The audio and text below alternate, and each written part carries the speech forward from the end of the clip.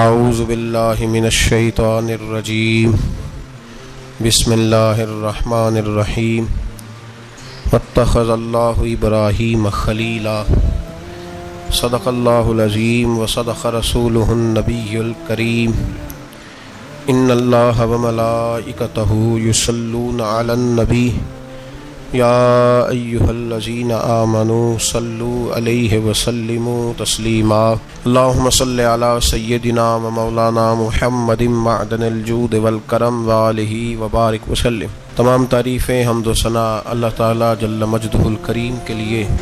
بعد درود و سلام نبی محترم شفیع محتشم آقا کل ختم رسول دانائے سبل احمد مجتبیٰ جناب حضرت محمد مصطفیٰ صلی اللہ تعالیٰ علیہ وسلم کی ذات والا صفات کے لیے حمد و صلات کے بعد، عزیز دوستو، بزرگوں اور بھائیوں، حضرت سیدنا ابراہیم خلیل اللہ علی نبینا علیہ الصلاۃ والسلام کا تذکرہ قرآن مجید نے کئی جگہوں پہ بیان فرمایا ہے۔ نبی پاک صلی اللہ تعالیٰ علیہ وسلم نے ارشاد فرمایا ہے کہ میں ملت ابراہیم پہ ہوں۔ حضرت ابراہیم علیہ الصلاۃ والسلام کے سیرت کو، سوانے کو، ان کی زندگی کے واقعات کو قرآن مجید نے متعدد مقامات پہ بیان کیا ہے۔ انبیاء کرام علیہم السلام 1,24,000 کم و بیش ہوئے، لیکن دین اسلام میں نبی پاک علیہ السلام کی امت میں جو مقام حضرت ابراہیم کا ہے وہ بس انہی کا ہے۔ ان کی زندگی ایک بڑی خوبصورت، بڑی منفرد اور مسلمانوں کے لیے بڑی اسوہ نور دینے والی زندگی ہے۔ نبی پاک صلی اللہ علیہ وسلم نے فرمایا میں اپنے باپ حضرت ابراہیم کی دعا بن کے دنیا میں آیا ہوں۔ اور پھر محبوب پاک سید عالم صلی اللہ تعالی علیہ وسلم نے اپنی امت میں بھی جناب ابراہیم کے طریقے کو جاری رکھا۔ صحابہ نے قربانی کے بارے میں حضور سے پوچھا ما ھذہ الاضحیہ، یا رسول اللہ صلی اللہ علیہ وسلم یہ قربانی کیا ہے؟ تو فرمایا سنت ابیکم ابراہیم، یہ تمہارے باپ حضرت ابراہیم کا طریقہ ہے، یہ تمہارے باپ حضرت، حالانکہ قربانی نبی پاک صلی اللہ علیہ وسلم کا بھی طریقہ ہے، لیکن فرمایا تمہارے باپ حضرت ابراہیم کے ذکر کو باقی رکھا۔ اللہم صلی علی محمد وعلی آل محمد کما صلیت علی ابراہیم وعلی آل ابراہیم، ان کے تذکرے کو باقی رکھا دین کے اندر۔ حضرت ابراہیم بڑی امتیازی شان والے نبی ہیں، بڑی امتیازی شان والے۔ رب کریم کا وہ دوست جس نے کوئی چیز بچا کے نہیں رکھی، ہر شے ہی اپنے رب کی بارگاہ میں پیش کر دی۔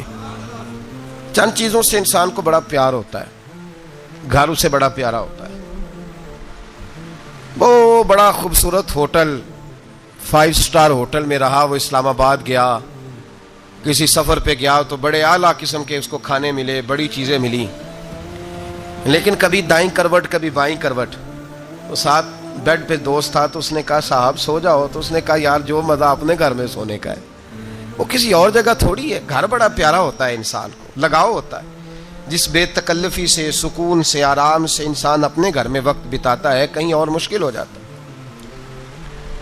دوسرا، انسان کو اولاد بڑی پیاری ہوتی ہے، بڑی عجیب شے، نہ ہو تب بھی بڑا دکھ ہے، اور ہونے کے بعد بھی اس کی بڑی آزمائشیں، یہ بڑی ایک میٹھی چیز ہے۔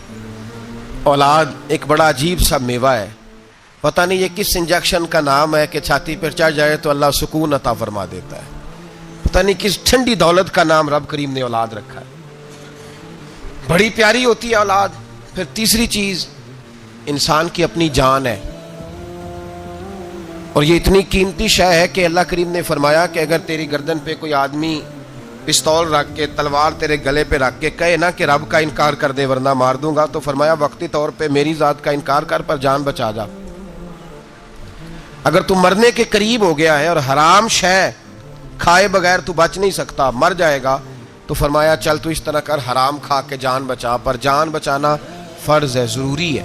وطن بڑا پیارا، اولاد بڑی پیاری، جان بڑی پیاری، پر حضرت ابراہیم سے رب کریم نے فرمایا چل ابراہیم کوئی چیز دے، تو کہا یا اللہ تینوں ہی تیرے نام پہ قربان کرتا ہوں، تیری ہوئی ساری، ہر شے تیری۔ حضرت ابراہیم نے دین کے لیے، آپ شہر بابل کے قریب پیدا ہوئے تھے، وہاں سے مصر آئے، مصر سے فلسطین آئے، اور فلسطین سے آ کر کے کعبہ آباد فرمایا۔ زندگی سفروں میں گزری، سفر ایک تکلیف والی چیز ہے، پر حضرت ابراہیم نے وطن چھوڑ دیا، گھر چھوڑ دیا۔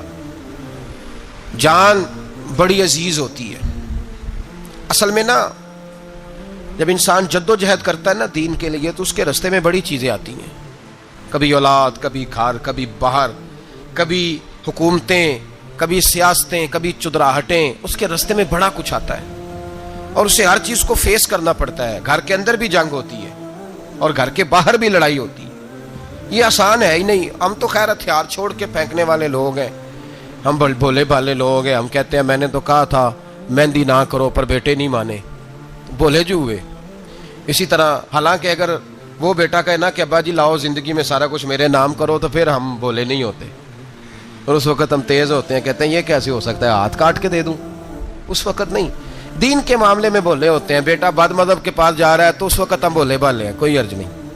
لیکن اگر وہ اپنی پسند کی شادی کرے ہمیں کراس کر کے، پھر ساتھ ہی ہم تیز ہو جاتے ہیں۔ تو حضرت ابراہیم نے جب دین کے لیے نکلے تو جد و جہد کی، گھر کے اندر بھی گھر کے باہر بھی۔ آپ کے والد کا نام طارق ہے، وہ توحید پرست تھے، ایماندار تھے، پرہیزگار تھے۔ آپ کے چچا کا نام آزر ہے، وہ بت پرست تھے، بت بیچا کرتے تھے۔ حضرت سیدنا ابراہیم علیہ السلام جب میدان عمل میں نکلے تو حضرت ابراہیم علیہ السلام نے اپنے گھر سے جہاد شروع کیا، لڑنا پڑا۔ گھر کے اصولوں سے چچا نے جو رواج بنائے ہوئے تھے اس رواج سے ٹکرائے، فرمایا میں اپنے گھر کے اندر یہ بت پرستی نہیں ہونے دیں گا۔ چچا کو ایک دفعہ نہیں بار بار 100 دفعہ سمجھایا۔ آپ کا چچا بت بنا کے بیچا کرتا تھا۔ حضرت ابراہیم علیہ السلام تھوڑے بڑے ہوئے تو کہنے لگا کہ چلو میرے ساتھ، تم بھی بت بیچنے ہیں، ہمارا کاروبار ہے۔ حضرت ابراہیم ساتھ نکلے تو بت پکڑا ہے، گندے پانی کے اندر اس بت کو ڈبوتے ہیں، کہتے ہیں کسی نے خریدنا تو خرید لو، نہ یہ نفع دے سکتا ہے نہ نقصان دے سکتا ہے، جو اپنا آپ نہیں بچا سکتا تمہیں کیا بچائے گا، خریدنا ہے تو خرید لو۔ چچا کہنے لگا تو کاروبار چمکا رہا ہے کہ تباہ کر رہا ہے۔ گھر میں بڑے معاملات خراب ہوئے، جھگڑے ہوئے، لیکن حضرت ابراہیم علیہ السلام ایک منٹ کے لیے بھی اپنے گھر کے اندر بھی کمپرومائز کرنے کو تیار۔ یہ تھوڑا مشکل میں نے پہلو چھیڑ دیا ہے، یہ تھوڑا مشکل پہلو چھیڑ دیا ہے۔ بڑا سمجھدار آدمی ہے پر بیوی سے پردہ نہیں کرا سکتا، سیانا ہے، پنچایت کا بندہ ہے، جو اس سے آپ کہیں گے وہ بات یہ سنائے گا، لیکن کہتا ہے نہیں جی میں نے کوشش کر لی ہے۔ کس قسم کی کوشش ہے صاحب، یہ کیسے ہو گیا؟ حضرت ابراہیم علیہ السلام نے گھر کے اندر سے فرمایا نہیں کرنے دوں گا، گھر کے اندر بھی ٹکرائے، فرمایا تم جو بھی ہو پاش کیا چچا کے اصولوں کو، اور باہر جب نکلے تو صرف علاقے کے چیئرمین سے نہیں ٹکرائے، ایم پی ایم این اے وزیر مشیر سے نہیں ٹکرائے، سپر پاور نمرود دنیا کا واحد حکمران تھا اس وقت، دوسرا کوئی حکمران ہی نہیں تھا، اکیلے حکمران سے جا کر ٹکرائے، کوئی ساتھ فوج نہیں تھی، کوئی ساتھ ان کے طاقت بظاہر دنیا داری کی کوئی نہیں تھی، پر حضرت ابراہیم جا کے ٹکرائے، اور میرے رسول پاک صلی اللہ علیہ وسلم نے سند بیان کی، فرمایا افضل الجہاد کلمۃ الحق عند سلطان الجابر، فرمایا سب سے افضل جہاد یہ ہے کہ تو ظالم بادشاہ کے سامنے کھڑے ہو کے حق بات بیان کر دے، یہ سب سے بڑا جہاد ہے، یہ سب سے افضل الجہاد ہے کلمۃ الحق عند سلطان الجابر، سب سے بڑا جہاد۔ حضرت ابراہیم کھڑے ہو گئے، سپر پاور سے ٹکرائے۔ یہاں ہم لوگ حکمتوں کا شکار ہیں، دیکھیں گے، کریں گے، سوچیں گے، اور مولوی صاحب کو ویسے کہتے ہیں آپ پرہیز کریں سیاسی باتوں سے۔ بھئی اللہ کے ہر نبی نے جا کے وقت کے ظالم حکمران کو لتاڑا ہے، للکارا ہے، یہ تو مشن انبیاء ہے۔ حضرت سیدنا ابراہیم علیہ السلام نے جو اس کو جا کے کہا کہ تو جھوٹ بولتا ہے، تو جھوٹا ہے، تو خدائی کا دعویٰ کرتا ہے، تو بہت بڑا ظالم ہے، اور قرآن مجید نے اس ساری بات کو بیان فرمایا ہے۔ حضرت ابراہیم علیہ السلام سے کہنے لگا میں رب ہوں، تو آپ نے فرمایا میرا رب تو وہ ہے جو زندہ کرتا اور مارتا ہے، تو پھر آپ حق بات بیان کریں گے تو اللہ مارے گا کہ بندہ مارے گا؟ کچھ بھی نہیں ہوتا، کیونکہ زندگی موت کس کے ہاتھ میں ہے؟ اللہ کے ہاتھ میں، زندگی موت اللہ، کچھ بھی نہیں ہوتا۔ انسان صحیح سمت کا تعین کرے اور صحیح چلے۔ حضرت علی شیر خدا سے کسی نے کہا تھا کہ آپ کے بڑی دشمنی ہے، کوئی محافظ رکھ لیں، آپ فرمانے لگے موت خود بہت بڑی محافظ ہے، وقت سے پہلے آتی ہی نہیں، بڑی محافظ ہے. وقت سے پہلے علامہ نورانی رحمۃ اللہ تعالیٰ علیہ کراچی جیسے شہر میں رہا کرتے تھے جہاں گام گام پہ خطرہ تھا. لوگوں نے کہا حضرت اتنے بڑے لیڈر ہو, آپ کی جماعت کی 62 سیٹیں ہوئی قومی اسمبلی میں, ایک ایسا وقت بھی آیا تو کوئی ایک آدمی بندوق والا. آپ فرمانے لگے مجھے ضرورت ہی نہیں, اس لیے کہ جس خدا رسول کے لیے میں نکلا ہوں وہ خود ہی حفاظت کرنے والے ہیں, ضرورت نہیں ان چیزوں. تو بھائی حضرت ابراہیم ٹکرائے اور آپ کا انداز کیا ہے؟ جا کے کہا کہ تو نہیں, خدا وہ ہے جو زندہ کرتا. اور اس نے ایک بیوقوفوں جیسی دلیل دی. ایک آدمی کو کل پھانسی دینی تھی تو اس کو بلایا, کہنے لگا تجھے کب پھانسی ہے؟ اس نے کہا کل. کہنے لگا جا تجھے ذات کیا زندگی دی, اس کو چھٹی دے دی. ایک عام آدمی بیچارہ بیٹھا تھا, اس کو پکڑ کے نا کہنے لگا اس کی گردن اڑا دو. کہنے لگا دیکھ لو میں بھی زندہ کرتا اور مارتا ہوں, وہ جو کل مرنے والا تھا میں نے زندہ کر دیا ہے, اور جس کو پتہ ہی نہیں تھا کہ میں نے مرنا ہے اسے پکڑ کے میں نے مار دیا ہے. یہ بیوقوفوں جیسی دلیل ہے. حضرت سیدنا ابراہیم علیہ السلام چاہتے تو اسی وقت دلیل توڑ دیتے کہ تو کیا بیوقوفوں جیسی بات کر رہا ہے, اگر تو زندگی دیتا ہے تو مرے ہوئے میں جان ڈال کے دے جس کو تو نے مارا ہے. لیکن حضرت ابراہیم نے دیکھا کہ بیوقوف ہے, بیوقوفوں سے بحث نہیں ہوتی, دلیل بدل لی جاتی ہے, ان کی عقل کے مطابق بات کی جاتی ہے. حضرت ابراہیم فرمانے لگے میرا رب وہ ہے جو سورج مشرق سے نکالتا ہے اور مغرب میں غروب کرتا ہے. تو اگر رب ہے تو تو مغرب سے نکال کے مشرق میں غروب کر. فبہت الذی کفر, کافر لاجواب ہو گیا, اس کے پاس اس چیز کا کوئی جواب نہیں تھا. علامہ اسماعیل حقی نے خوبصورت فقرہ لکھا ہے, خوبصورت جان ڈال دی ایک جملہ کہہ کے. حضرت سیدنا علامہ اسماعیل حقی رحمۃ اللہ علیہ فرمانے لگے چونکہ نمرود بیوقوفوں جیسی باتیں کر رہا تھا, اگر وہ یہ کہہ دیتا نا کہ میں سورج کو نکالتا ہوں مشرق سے, میں غروب کرتا ہوں معاذ اللہ مغرب میں نکالتا ہوں, تو آپ اپنے رب سے کہیے کہ وہ مغرب سے نکال کے مشرق میں غروب کرے. علامہ اسماعیل حقی فرماتے ہیں رب کریم کی آواز قدرت تھی, مالک حضرت ابراہیم علیہ السلام کے اس, اگر وہ کہہ دیتا اور حضرت ابراہیم دعا کر دیتے تو رب کریم نے فرشتوں کو تیار بٹھایا ہوا تھا. فرمایا اگر یہ کہہ دے میرے خلیل سے کہ سورج مغرب سے نکال کے مشرق میں غروب کرنا ہے تو تیار رہنا, جس طرح خلیل کہیں گے ویسے ہی کر دیں گے. واتخذ اللہ ابراہیم خلیلا, ابراہیم ہمارا دوست جو ہوا, جیسے کہے گا ویسے کر دیں گے. حضرت سیدنا ابراہیم علیہ السلام کی باتوں کا جب جواب نہ دے سکا, دلیل نہیں بندہ دیتا, پھر لڑائی کرتا ہے, پھر جھوٹے موٹے اعتراض کرتا ہے. دلیل ختم ہوتی ہے تو لوگ ذاتیات پہ اترتے ہیں, کہتے ہیں یہ کھانستا صحیح نہیں, دیکھتا صحیح نہیں. دلیل ختم, اب ذاتیات پہ اترے, کہنے لگے مجھے پتہ چلا ہے کہ یہ فلانی جگہ گیا تھا تو وہاں جا کے اس نے اس طرح کیا ہے.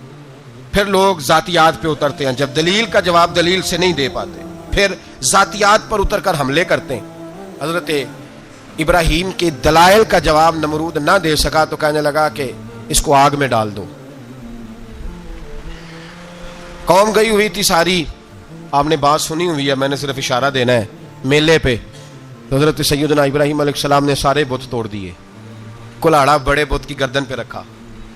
واپس آئے, کہنے لگے بت کس نے توڑے ہیں؟ تو فرمایا اس سے پوچھ لو جس کی گردن پہ کلاڑا ہے.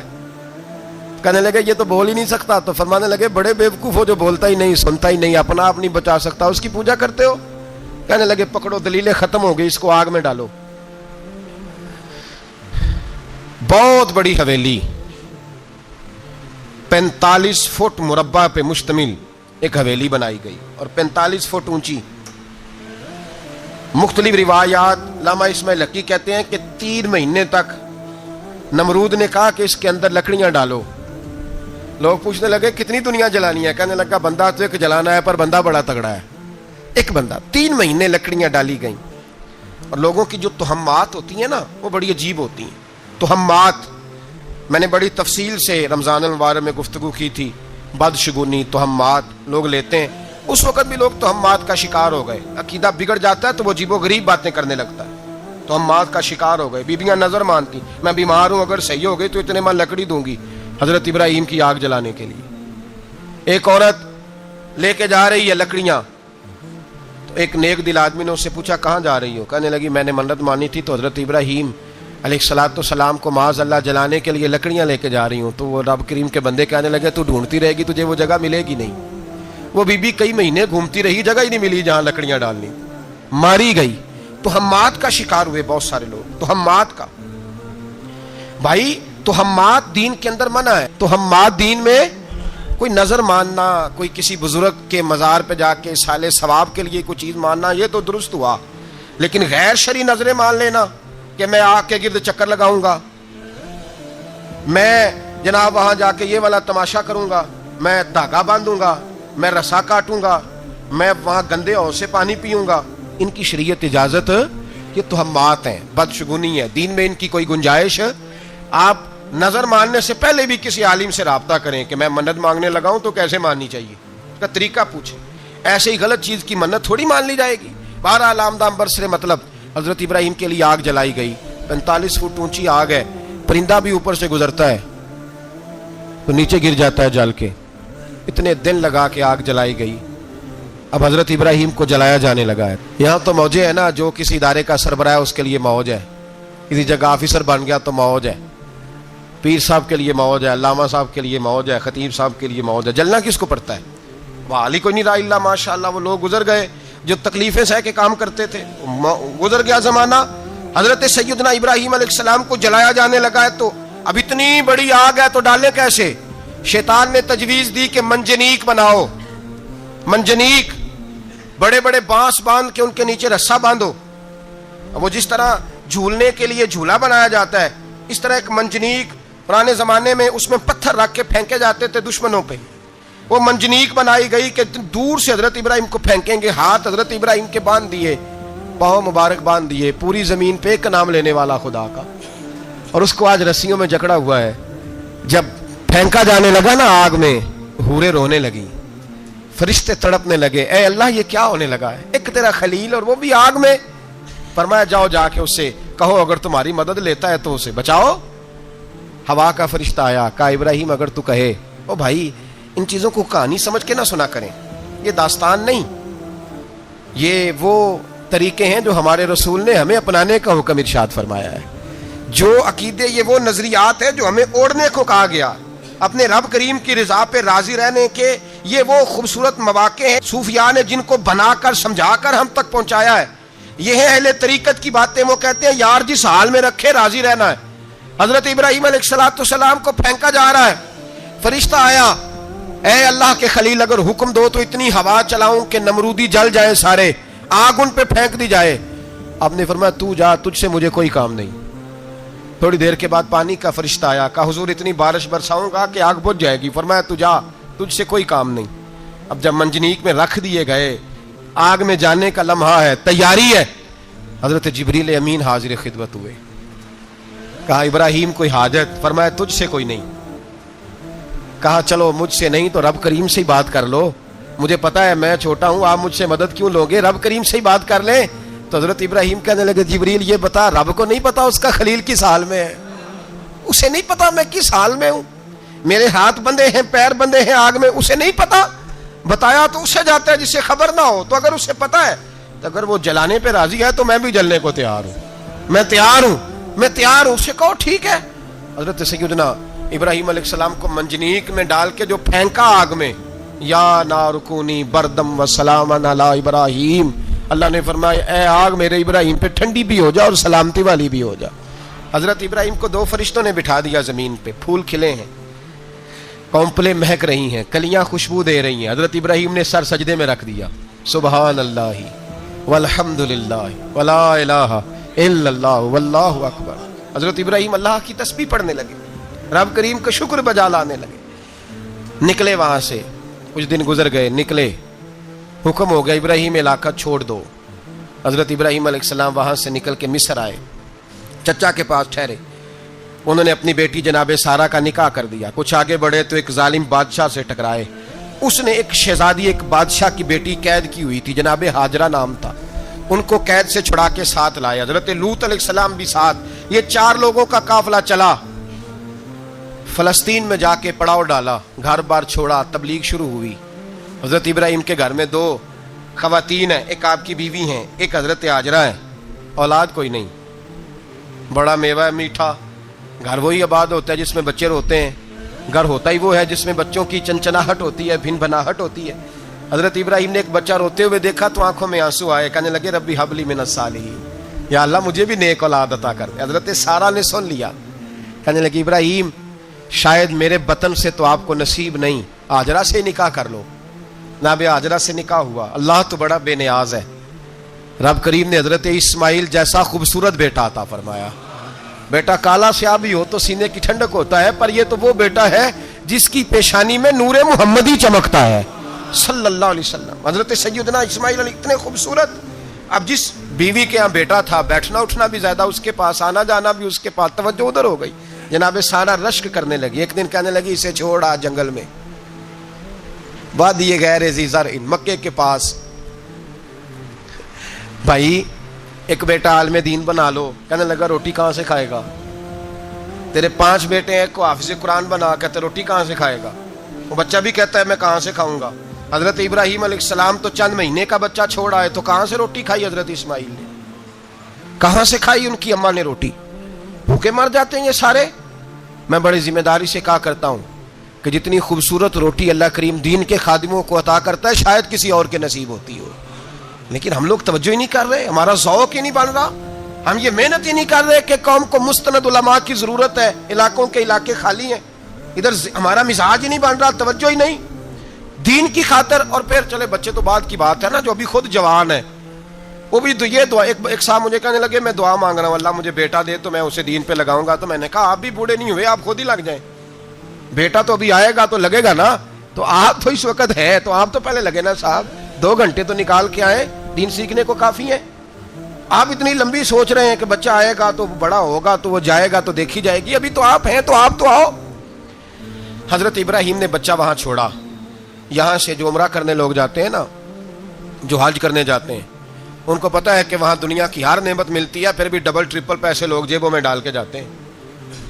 हजरत इब्राहीम जब वहां लेके गए तो कोई इंसान नहीं था, पानी का कतरा नहीं था, 2 किलो खजूरें, एक मशकीज़ा, बीवी को थमाया। हमारे घर में हजारों चीजें पड़ी हैं, लेकिन वो जो तवक्कुल है ना वो खत्म हो गया है। अल्लाह देगा, हलाल हलाल पे कनात करे, जायज जायज पे भरोसा करे, रब करीम अता करने वाला है, वो मिजाज खत्म हो गया।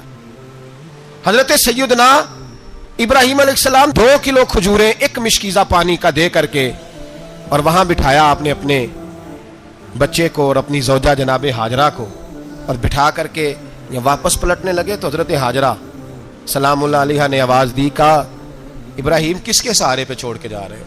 जहां आबे जमजम का कुआं है ना, जो लोग गए हैं जिन्होंने सफ़ा मरवा की सही की है, सफ़ा मरवा से बाहर निकले ना, सरकार की विलादत का मकाम है, उस जगह पे आबे जमजम का कुआं था। वहां हजरत सैयदना हाजरा को बिठाया, कोई चीज़ नहीं, कोई दरख्त नहीं, कोई खेत नहीं, कोई पानी नहीं, कोई कुआं नहीं, वहां बिठाया और बिठा करके निकलने लगे तो जनाब हाजरा फरमाने लगी इब्राहीम किसके सहारे पे छोड़ के जा रहे हो? कहने लगे अल्लाह के सहारे पे। तो पाकबाज बीबी ने एक लफ्ज पूछा, कहा इब्राहीम ये मेरे रब का हुक्म है, ये मेरे, बस जिनका अकीदा तौहीद मजबूत हो उनके लिए एक जुमला काफी होता है, ये मेरे अल्लाह का हुक्म है। तो जनाब इब्राहीम अलैहिस्सलाम फरमाने लगे हाजरा हाँ रब का हुक्म है। जब ये लफ्ज कहे तो चाहिए था ना हजरत इब्राहीम तसल्ली देते, तो बीबी साहबा तसल्ली देने लगी, अर्ज करने लगी इब्राहीम अगर अल्लाह का हुक्म है तो फिर आप हमारी फिक्र ना करना, अगर ये रब का हुक्म है तो फिर हमारी फिक्र ना करना। जिस रब ने हमें यहां तक पहुंचाया है वो हमें कभी भी जाया नहीं फरमाएगा, फिर फिक्र ना करना। हजरत इब्राहीम आ गए, बात आपने सुनी हुई है, इशारा करना मकसूद है। 13 साल में चले मान भी लिया जाए बाज रिवायात की रोशनी में कि आते जाते भी रहे, लेकिन मुकम्मल देखभाल अपने बच्चे की परवरिश में पूरा हजरत इब्राहीम अलैहिस्सलाम का किरदार, सारा किरदार माँ का था। मैं जब खवातीन के बारे में कोई बात करता हूँ तो मैं आपको अक्सर कहता हूँ कि ये सिर्फ बीवी के लिए हुक्म नहीं होता, ये ट्रेनिंग बेटी को देनी है और बहन को देनी है, ये तरबियत करें अपने घर में। मैं तजर्बे की रोशनी में ये बात अर्ज किया करता हूँ कि भाई बच्चे बाप के फर्मा बरदार उस वक्त होते हैं जब अम्मा उन्हें बाप का फर्मा बरदार करती है, और बच्चे बाप के नाफरमान भी तब होते हैं जब अम्मा उन्हें बाप का। मैंने अपने कानों से सुना, एक दफा एक बच्चा अपने बाप से कह रहा है आपने तो सारी जिंदगी बाहर गुजार दी, पैसे कमाना कौन सा मुश्किल काम है, दुख सुख तो सारे अम्मा ने बर्दाश्त किए, स्कूलों में वो जाती थी, फलाना काम वो करती थी, फलाना काम। अब ये सोच उसकी जाती तो नहीं, ये उसको दी गई है। और अगर उसको ये सोच दे दी जाए कि अम्मा कहे कि मैं तो अपनों में रही सारी जिंदगी, मैंने तो अपनों में वक्त गुजारा, और तेरा बाप तो कई दफा जनाजे भी नहीं पढ़ सका, उसने तो माँ बाप ऐसे दफन कर दिए, वो अगर ये सोच फराहम करे तो फिर बच्चा बाप का فرما بردار ہوتا ہے. اور یہ والی روایتیں ہم بیوی کو سناتے ہیں، حالانکہ کس کو سنانی چاہیے؟ بولیے. بہن اور بیٹی کو. بہن اور بیٹی کو سنائیں یہ باتیں، ان کو سمجھائیں، تاکہ آگے جا کے وہ جو گھر ترتیب دیں وہ گھر بڑا عمدہ اور نکھرا ہوا ہو. حضرت سیدنا ابراہیم 13 سال کے بعد آئے، چونکہ گھر میں اللہ تبارک و تعالیٰ کی دوستی کا چرچا تھا، اللہ تبارک و تعالیٰ کی محبوبیت کا غلبہ تھا. 13 سال کے بعد فلما بالغ معہ السعی، بیٹا جب اتنا بڑا ہوا کہ سال چلنے لگا، تو حضرت ابراہیم نے اپنے بیٹے کو بلا کے کہا بیٹا مجھے خواب آئی ہے، میں تجھے ذبح کر رہا ہوں، تیری کیا رضا ہے؟ تو حضرت اسماعیل کہنے لگے یا ابت افعل ما تؤمر، ابا جی اللہ جیسے حکم دیتا ہے میرے ساتھ ویسے ہی کریں، جیسے اللہ حکم دیتا ہے ویسے ہی، بولیے، ویسے ہی کریں. حضرت حاجرہ کو کہا کہ ایک دوست نے دعوت کی ہے تو وہاں جا رہے ہیں. بی بی مطمئن ہے، تفصیلات کی ضرورت نہیں، ختم بات، اعتبار ہے، مطمئن ہو گئی. شیطان پیچھے سے آیا اماں کے پاس. ذرا تھوڑی دیر کے لیے تصور جمائیے، یہاں تو پڑوسن آ کے کوئی بات بتا دیتی ہے خاوند کے بارے میں تو کئی مہینے جھگڑا جاری رہتا ہے. پڑوسن محلے دار، شیطان نے آ کے بتایا لفظ کیا ہے؟ کہا حضرت تمہیں پتا ہے کہاں جا رہے ہیں؟ کہا دوست کی دعوت میں. تو کہنے لگے دوست کون ہے؟ رب کریم. اور ابراہیم کا خیال ہے کہ اس رب نے مجھے حکم دیا ہے کہ میں ذبح کروں. تو حضرت حاجرہ کہنے لگی کبھی باپ بھی بیٹے ذبح کرتے ہیں؟ تو شیطان کہنے لگا ان کا خیال ہے کہ ان کے رب نے حکم دیا ہے. تو جناب حاجرہ فرمانے لگی اگر رب نے حکم دیا تو پھر تو مجھے شیطان لگتا ہے، تو مجھے شیطان لگتا ہے. کہا کیا مطلب؟ فرمانے لگی اگر رب کریم کا حکم ہے تو میرے پاس ایک اسماعیل ہے، اگر 1000 بھی ہوتے میں سارے اللہ کے راستے میں پیش کر دے دیتی. مالک کا ہی تو ہے سارا کچھ، اسی کا ہے، اس میں لیت اللہ کی کیا گنجائش؟ حضرت سیدنا ابراہیم علیہ السلام نے بیٹے کے حلق پہ چھری رکھ بھی دی اور چھری چلا بھی دی، رکھ بھی دی. اور وہ تو اللہ کریم نے فرمایا یا ابراہیم قد صدقت الرؤیا، ابراہیم تو نے خواب سچا کر دکھایا، وہ قیامت تک تیرا نام رہے گا. حضرت ابراہیم نے وطن بھی دیا، جان بھی دی، بیٹا بھی.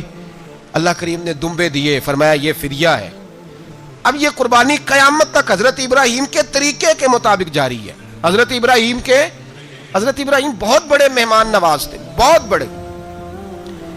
آپ جب مصر میں قیام تھا تو بڑے بڑے لمبے چوڑے لنگر پکتے تھے، لوگ آیا جایا کرتے تھے، بڑا تفصیل کے ساتھ کھانا ہوتا تھا. مہمان نوازی آپ کی خاص صفت مبارکہ ہے. ہمارے ہاں بھی مہمان نوازی ہوتی ہے امیروں کی، بلکہ اب تو مہمان نوازی اس طرح کی ہے کہ کل تیری میرے پاس دعوت ہے اور پرسوں میری تیرے پاس ہے. وہی امیروں میں وہ چکر رہتا ہے، پارٹیاں دوست ایک دوسرے کو ڈالتے ہیں، تیری طرف پارٹی تیری طرف. اور اسی انداز میں اب یہ عید آئے گی نا، ٹکا پارٹیاں ہوں گی جگہ جگہ. اور لوگ سوال پوچھنے لگے ابھی سے، کہتے ہیں قربانی کا کتنا گوشت گھر رکھنا جائز ہے؟ قربانی کا کتنا گوشت گھر رکھنا جائز ہے؟ سارا ہی جی. اس لیے فریزر لے لیں، فریج سے نہیں کام چلے گا. سارا ہی جائز گھر رکھنا، سارا ہی جائز ہے، رکھ لیں. اور خدا کے بندے، قربانی وہ بندہ دیتا ہے جو سارا سال ہی گوشت کھاتا ہے. صحیح کہہ رہا ہوں؟ قربانی صاحب نصاب، صاحب استطاعت بندہ دیتا ہے نا، تو وہ سارا سال ہی گوشت، تو سارا گھر میں رکھنا بھی جائز ہے، لیکن سارا دے دینا بھی. تو جو آ رہی ہے اس پہ کیوں توجہ کرتے ہو؟ جو دوسرا جائز ہے اس پہ کیوں نہیں عمل کرتے؟ سارا تقسیم کر دیں، بات ختم ہوئی. یقین کریں محرم میں جا کے دوست ٹیلی فون کر کے سوال پوچھتے ہیں، کہتے ہیں صاحب سنا ہے قربانی کا گوشت محرم میں کھانا جائز نہیں. میں کہ نہیں، ربیع الاول چ بھی جائز جی، رجب رمضان تک کھاؤ، کوئی بندہ نہیں منع کرتا. اس لیے کہ کسی کو دینا تو پسند ہی نہیں.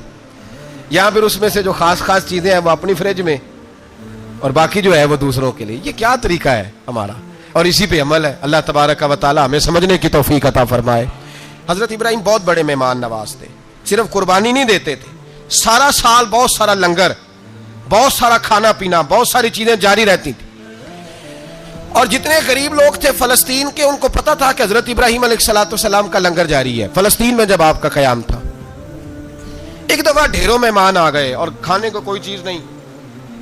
حضرت سارہ اور جناب حاجرہ دونوں اس وقت موجود تھیں. وہ کہنے لگی ابراہیم بہت سارے مہمان آ گئے تو کیا کریں؟ جناب سارہ کہنے لگی کس طرح کر کے ان کی مہمان نوازی کرنی؟ اور حالات یہ ہیں کہ قحط پڑا ہوا ہے فلسطین میں، مصر میں، دور دراز علاقوں میں.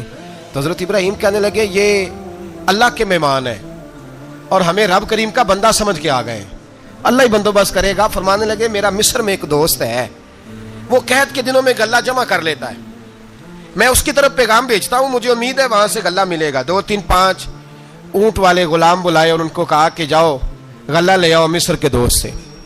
وہ لوگ کہتے ہیں ہم غلہ لینے گئے, وہاں جب پہنچے تو حضرت ابراہیم خلیل اللہ علیہ السلام کا پیغام دیا تو آپ کا وہ دوست کہنے لگا غلہ تو بے شمار تھا, مجھے خبر نہیں تھی کہ حضرت ابراہیم کا پیغام آئے گا, تو میں تو سارا تقسیم کر چکا ہوں. لوگ لے گئے, اب تو کوئی شے نہیں. اب وہ خالی آ گئے, پانچوں کے پانچوں اونٹ. جب خالی آئے تو حضرت ابراہیم کی حویلی کی دیواریں چھوٹی چھوٹی تھیں.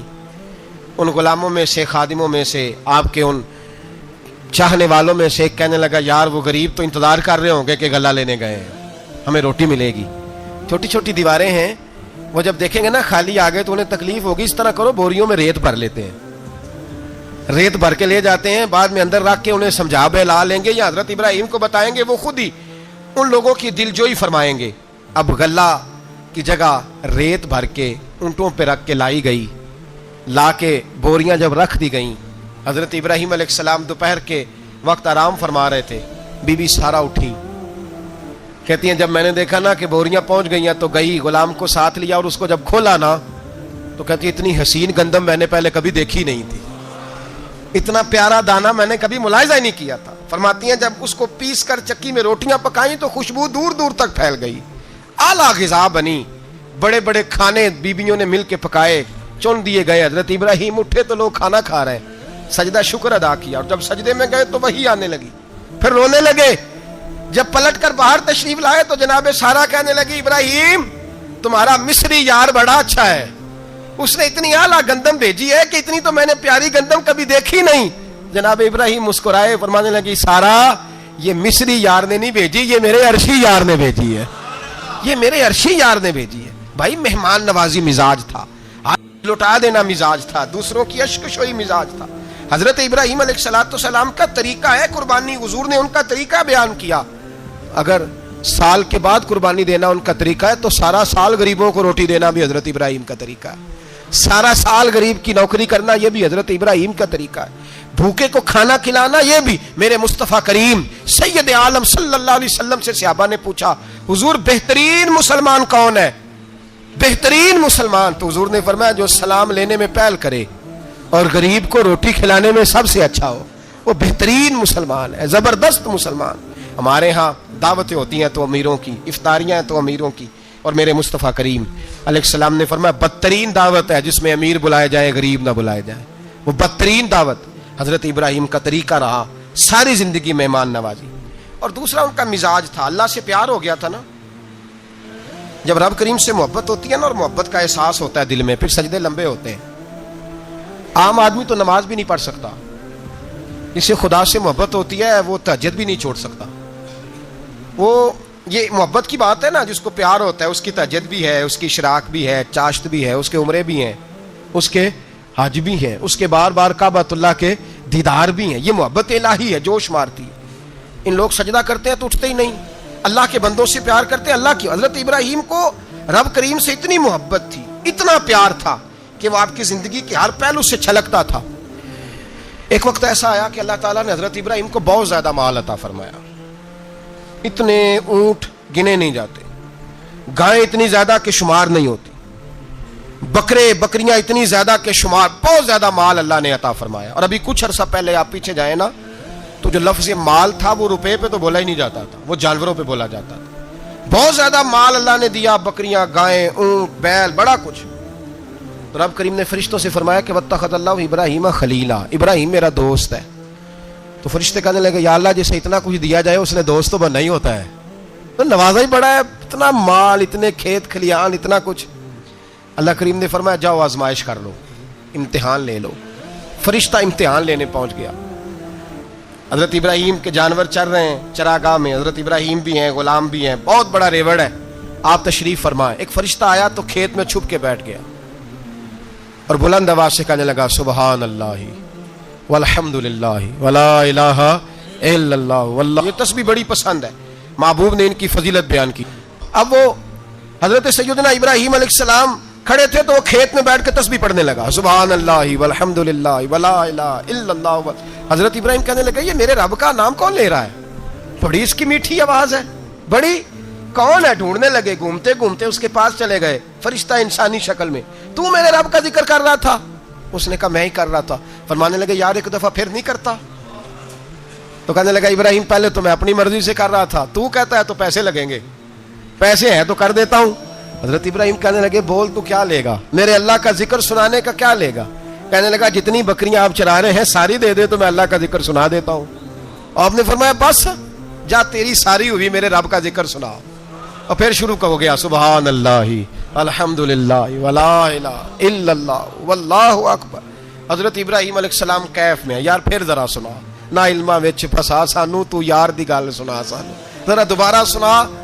پھر سنایا، ایک دفعہ پھر کہا، فرشتہ کہنے لگا بس جی آپ کے پیسے پورے ہو گئے۔ حضرت ابراہیم کہنے لگے چل ایک دفعہ اور سنا۔ کہنے لگا پیسے لگیں گے، تو کیا لے گا؟ کہنے لگا گائیں بھینسیں ساری میری۔ فرمایا بس یار اتنی قیمت، تو سنا صحیح، سارا کچھ ہی تیرا۔ پھر شروع ہو گیا سبحان اللہ والحمدللہ ولا الہ الا اللہ واللہ اکبر۔ گائیں دے دیں، بھینسیں دے دیں، وہ ذکر سناتا ہے۔ حضرت ابراہیم کبھی مچلتے ہیں، کبھی روتے ہیں، کبھی آہیں پڑھتے ہیں، تو میرے رب کا نام لے رہا ہے، ذرا پھر سے لے۔ کیف جاری ہے۔ کہنے لگا بس بھائی۔ حضرت ابراہیم فرمانے لگے تو اور لے لے جو لینا ہے، مجھے ذکر سنا۔ اس نے کہا ابراہیم بکریاں میں لے چکا، گائے بھینسیں میں لے چکا، اونٹ رہ گئے، سارے لے لوں گا پھر ذکر سناؤں گا۔ فرمایا جا تیرا ہوا تو ذکر سناتا رہ، میں دیتا ہوں۔ دے دیا، کچھ دیر ذکر کیا تو اب خاموش ہو گیا۔ حضرت ابراہیم خلیل اللہ علیہ السلام فرمانے لگے ذکر سنا۔ کہنے لگا ابراہیم اب تیرے پاس دینے کو کیا ہے، ہر چیز تو میں لے چکا۔ آپ فرمانے لگے یہ گائے بھینسیں بکریاں چرانے کے لیے تجھے کوئی نوکر ملازم بھی تو چاہیے نا، تو اس طرح کر مجھے رکھ لے، میں روٹی نہیں مانگوں گا، کھانا نہیں مانگوں گا، تو اللہ کا ذکر سناتا رہنا، میں تیرے جانوروں کی نوکری کرتا رہوں گا۔ حضرت ابراہیم علیہ السلام نے جب یہ کہا نا، فرشتے کی آنکھوں میں آنسو آ گئے۔ تر دامنی پہ شیخ ہماری نہ جائیے، ہم دامن نہ چھوڑ دیں تو فرشتے وضو کریں۔ فرشتہ رو پڑا اور کہنے لگا ابراہیم مجھے سینے سے لگاؤ، آپ واقعی اس قابل ہے کہ اللہ آپ کو اپنا دوست بنائے، واقعی اس قابل ہے کہ رب آپ کو اپنا۔ حضرت ابراہیم علیہ السلام کا خدا سے محبت کرنے کا نرالا انداز، اور میرے بھائی یہی محبت انہیں میرے مصطفیٰ سے بھی تھی۔ ایک نبی گھر بنا رہا ہے، دوسرا بنوا رہا ہے۔ حضرت اسماعیل علیہ السلام پتھر اٹھا کے لا رہے ہیں، جناب ابراہیم بنا رہے ہیں۔ جب خانہ کعبہ بن گیا تو کہنے لگے ربنا وابعث فیہم رسولا، اے اللہ اب اسے بسانے کے لیے اپنا آخری رسول بھی عطا فرما۔ نبی پاک فرماتے ہیں میں دعا ہوں حضرت ابراہیم کی۔ یہ قربانی حضرت ابراہیم کا طریقہ ہے۔ حضور نے اگرچہ نبی پاک کی اپنی سنت تھی، یہ بھی کہہ سکتے تھے سنتی و سنت ابیکم ابراہیم، میری سنت ہے اور تمہارے باپ ابراہیم کی سنت ہے، یہ نہیں فرمایا۔ جب صحابہ نے کہا قربانی کیا ہے، فرمایا سنت ابیکم ابراہیم، یہ تمہارے باپ ابراہیم کی سنت ہے۔ ہر صاحب نصاب پر قربانی واجب ہے، جو زکوٰۃ کا نصاب رکھتا ہو اس پر قربانی واجب ہے، یعنی ضروریات سے زیادہ اتنے پیسے جتنے پیسوں سے زکوٰۃ فرض ہوتی ہے، اتنے پیسے جس آدمی کے پاس قربانی سے پہلے آ جائیں اس آدمی پر قربانی کرنا واجب ہے۔ بکرا، چھترا، دمبا 1 سال کا یا دمبا 6 مہینے کا ہو پر اتنا بڑا محسوس ہوتا ہو کہ لگے کہ 1 سال کا ہے، اس کی قربانی ہو سکتی ہے۔ جانور میں کوئی عیب نہیں ہونا چاہیے، اتنا کمزور نہ ہو کہ ذبح جہاں اسے کرنا ہے وہاں وہ چل کے جا نہ سکے، اتنا کمزور جانور نہ ہو، اس کے اندر بظاہر کوئی اتنا بڑا نقص نہ پایا جاتا ہو، کانا نہ ہو، لنگڑا نہ ہو، کوئی اس کی ہاتھ نہ کٹے ہوئے ہوں، ایسا نقص جو واضح ہو۔ بکرا 1 سال کا، گائیں اور بھینس یہ 2 سال کی، اونٹ 5 سال کا۔ اب اس میں یہ ہے کہ ہمارے بہت سارے دوست چونکہ ہم دیہاتی لوگ ہیں تو پوچھتے ہیں کہ دوندا نہیں ہے تو چوگا نہیں ہے، تو یہ ہماری پنجابی کی اصطلاحات ہیں، پنجابی کی۔ شریعت اسلامیہ نے سال بتائے ہیں، یہ تو ہم نے اپنی آسانی کے لیے یا دیہاتوں میں جو ماحول تھا اس طرح کا جانور لیں، خوبصورت جانور لیں۔ جو نصاب ہے وہ بھی میں نے آپ کو بتایا، لیکن ایک اور پہلو بھی ہے، نبی پاک صلی اللہ علیہ وسلم پہ زکوٰۃ کبھی فرض نہیں ہوئی، کبھی حضور پہ زکوٰۃ فرض نہیں ہوئی۔ نبی پاک صلی اللہ علیہ وسلم کے پاس اتنا سرمایہ کبھی اکٹھا ہوا ہی نہیں کہ زکوٰۃ فرض ہو، لیکن نبی پاک کے صحابہ فرماتے ہیں کہ مدینے کے 10 سالوں میں اللہ کے رسول نے ہر سال قربانی فرمائی ہے، ہر سال قربانی دی۔ اور جس سال حضور حج کرنے گئے اس سال اللہ کے نبی نے 63 اونٹ ذبح فرمائے، اور حضور صلی اللہ علیہ وسلم جب اونٹ ذبح کرنے لگتے نا تو صحابہ کہتے ہیں اونٹ خود دوڑ کے حضور کے سامنے آ کے لیٹ جاتا، اور نبی پاک اسے ذبح کرتے اور فرماتے ہیں ایک دوسرے کو دھکے دیتے اونٹ کے، پہلے میں نے جانا ہے ذبح ہونے کے لیے، پہلے میں نے، انہیں پتا تھا کہ جو مصطفیٰ کے ہاتھوں ذبح ہوگا وہ تو دائمی زندگی پا جائے گا، یہاں بھی وہاں بھی زندہ۔ 63 اونٹ ذبح کیے، ایک اونٹ میں کتنی قربانیاں ہوتی ہیں؟ 7۔ اب 63 کو 7 سے ضرب دو گے تو کتنی بنے گی؟ اور پھر نبی پاک صلی اللہ علیہ وسلم نے 10 سال مدینہ منورہ میں قربانی دی، ہر سال۔ اب وہ 63 اونٹ، ایک اونٹ میں 7 قربانیاں، ہر سال یہاں قربانی۔ اور مولا علی شیر خدا فرماتے ہیں نبی پاک 2 قربانیاں دیتے۔ میں نے کہا حضور 2 جانور ذبح کر رہے ہیں آپ، تو حضور نے فرمایا ایک میری طرف سے، ایک میری امت کی طرف سے، غریبوں کی طرف سے۔ اور حضرت علی کو حضور نے وصیت فرمائی تو 2 دیا کرے گا۔ یا رسول اللہ صلی اللہ علیہ وسلم میں غلام ہوں، خادم ہوں۔ حضور نے فرمایا علی ایک تو نے اپنی دینی ہے، ایک میری طرف سے دینی ہے۔ 2 قربانیاں۔ مولا علی نے بھی ساری زندگی 2 قربانیاں دی۔ حضرت علی بھی مال کے نصاب نہیں تھے، اپنا مکان ہی نہیں تھا، کوئی کاروبار نہیں تھا، کئی دن فاقے رہتے تھے، پر قربانیاں کتنی دیتے تھے؟ 2۔ ہمارے پاس ویسے اگر سسرال میں، میکے میں، کزنوں میں کوئی شادی ہو جائے تو 50-60 ہزار کا خرچہ برابر ہے، وہ پکا ہے۔ اور قربانی کی باری غریب ہو گئے، سارے غریب ہو گئے، کہتے نہیں یہاں مشکل ہے۔ او خدا کے بندے، اللہ کے ساتھ تجارت کر، اس کے رستے میں 1 دے گا، رب تجھے 70 گنا اضافہ کے ساتھ عطا فرمائے گا۔ قربانی مال کے نصاب پہ ہے۔ کوشش کیا کریں کہ اللہ کے رستے میں جب دینا ہو پھر لیت اللہ سے بچیں، خوبصورت جانور لائیں جن کو اللہ نے توفیق دی ہے۔ ان کے لیے نصیحت ہے جن کو اللہ نے توفیق دی۔ میں نے اپنے حضرت صاحب کو دیکھا ہے، وہ کہتے تھے کئی جانور اللہ نے بڑا نوازا ہے، کہتے ایک میرا ہے، ایک میرے ماں کا، ایک میرے باپ کا ہے، ایک میرے فلاں استاد صاحب کا، ایک میرے پیر صاحب کا ہے۔ یہ جانور غوث اعظم جیلانی کا نام کا دے رہا ہوں۔ اور پھر ایک بڑا خوبصورت جانور بندہ ہوتا اور حضرت خود ان کو چارہ ڈال رہے ہوتے، تو حضور یہ کیا ہے؟ فرمانے لگے یہ میں رسول اللہ کے نام پہ قربان کروں گا، یہ نبی پاک کے نام پر قربان کیا جائے گا۔ جن کو اللہ نے حیثیت دی ہے وہ کوشش کریں اپنے محبوب کی طرف سے بھی قربانی کریں، نبی پاک کے نام کی قربانی دے، خوبصورت سا جانور پیارا، پھر اس کی خدمت ہو، پھر اس کی قربانی دی جائے اور نبی پاک کے نام پر قربانی دی جائے۔ حضور نے خود وصیت فرمائی حضرت ابو بکر صدیق کو، قربانی بڑا حسین عمل ہے۔ اور میرے نبی پاک صلی اللہ علیہ وسلم نے ناراضگی بھی فرمائی، ذرا خوگر حمد سے تھوڑا سا گلا بھی سن لے۔ میرے حبیب نے فرمایا جو طاقت کے باوجود قربانی نہ کرے وہ ہماری عیدگاہ میں عید کی نماز پڑھنے نہ آئے، وہ نہ آئے۔ اور یا رسول اللہ جو کرے گا، فرمایا قربانی کے جانور کا خون کا قطرہ بعد میں زمین پہ گرے گا، اللہ اس کے سارے گناہ پہلے معاف فرما دے گا، اللہ اس کے سارے گناہوں کو بخشے گا۔ قربانی کریں، خوبصورت انداز میں کریں، اللہ کی رضا کے لیے۔ بزرگوں نے لکھا ہے 3 حصے کرو گوشت کے، ایک گھر میں رکھو، ایک رشتہ داروں میں بانٹو، پڑوسیوں میں بانٹو، اور تیسرا فقط غریبوں کو دو۔ لیکن میں اکثر یہ سوچتا ہوں کہ ہمارے ہاں قربانی کرتا ہی وہ ہے جن کے گھر میں ہر جمعرات کو چھوٹا گوشت پکتا ہے، اور جن کے گھر میں ہفتے میں 3 دفعہ مرغی کا گوشت پکتا ہے، وہی تو قربانی دینے کے قابل ہوتے ہیں۔ تو وہ بھی اگر قربانی کے بکرے میں سے بھی تیسرا رکھنا چاہیں تو اجازت تو ہے، میں نے کہا سارا رکھنے کی بھی اجازت ہے، لیکن اگر آپ مہربانی کریں، کوشش کریں کہ یار ہم تو سارا سال ہی کھاتے ہیں، اور ہمارے یہاں جو گوشت تقسیم ہوتا ہے نا وہ بھی باری لگی ہوئی ہے، ادھر سے پلیٹ آئی تھی گوشت کی تو ادھر سے بھر کے چلی گئی، بھئی اس نے کی ہے، اس کو بار بار گوشت دینے کا کیا مطلب ہے؟ آپ یہ دیکھیں عزیزوں میں، رشتہ داروں میں، اور میں اگر تھوڑا سا آپ کی توجہ کرانے میں کامیاب ہو جاؤں تو سفید پوش لوگوں کو دیکھیں، کچھ سفید پوش ہیں، سفید پوش جن کے اوپر قرضے ہیں، بیماریوں نے جکڑ لیا ہے، گھر میں بڑے بڑے سخت مریض آ گئے ہیں، سفید پوش پہلے دیا کرتے تھے۔ آپ ان سے پوچھتے ہیں صاحب قربانی، تو بات کو ٹالتے ہیں، وہ کہتے ہیں سوچ رہا ہوں کوئی حصہ ڈال جائے، پردہ پوشی کرتے ہیں، کہتے ہیں کہیں حصہ رکھا ہوا ہے، پردہ پوش۔ اکثر وہ لوگ قربانی نہیں دے پاتے، اکثر دیا کرتے تھے اب نہیں دے پا رہے، کیوں؟ اس لیے کہ مشکلات ایسی آ گئیں۔